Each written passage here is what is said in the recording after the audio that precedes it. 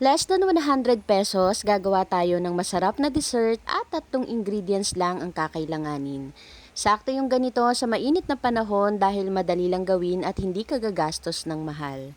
Pwede mo rin itong gawing negosyo, siguradong magiging mabenta dahil masarap. Gusto mo rin ba? Tara, luto tayo. At sa recipe natin ngayon, ito yung mga ingredients na kakailanganin. Isang lata ng creme densada or crema asada, Mr. Gulaman at water. Sa pagluluto naman ng ating gulaman, dadagdagan lang natin ito ng tubig compare doon sa instruction na nasa likod ng packaging. Instead of 6 cups ng water, gagawin natin itong 7. Sa gulaman powder naman na gagamitin, any color po na gusto ninyo ay pupwede. Haluin lang natin ito hanggang sa ma-dissolve na yung gulaman powder bago natin isalang sa kalan. Tuloy-tuloy lang po natin itong haluin hanggang sa kumulo. Hindi na natin kailangan panglagyan ng asukal kasi yung cream mixture na ilalagay natin dito mamaya ay matamis na.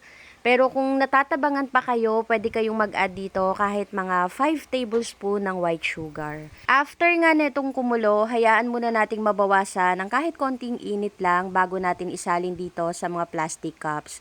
May tendency kasi na matunaw yung mga plastic cups pagka after netong kumulo ay ilalagay na kaagad dito. Huwag pala nating punuin yung mga plastic cups ng gulaman kasi mamaya lalagyan pa natin ito ng cream mixture. Mga 1/2 to 3/4 lang dito sa mga plastic cups yung ilalagay natin. After nyan, palamigin muna or iset aside muna, then gagawa na tayo ng masarap na cream mixture na ilalagay dito. Sa isang mixing bowl, ilagay lang natin dito yung crema asada na na-chilled overnight.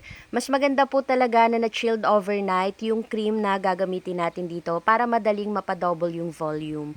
At sa cream mixture or sa brand na gagamitin para dito sa ating recipe, para po sa akin, mas masarap yung brand na ito compare dun sa isa. After nga nating mamix yan, maglalagay lang tayo ng isang scoop or isang sandok ng cream mixture dito sa mga gulaman. After po nito, pwede nang iserve yan, pero mas masarap kung mas malamig natin itong kakainin. At sa mga ingredients na ginamit ko, nakagawa po ako ng 15 pieces ng masarap na gulaman dessert. And after ko ngang mailagay yung mga cream dito sa gulaman, nilagay ko lang po yan sa chiller. At kumukuha lang kami pagka kakainin na dahil talagang napakasarap nito pagka malamig. Gusto mo rin ba? Tara, kain tayo.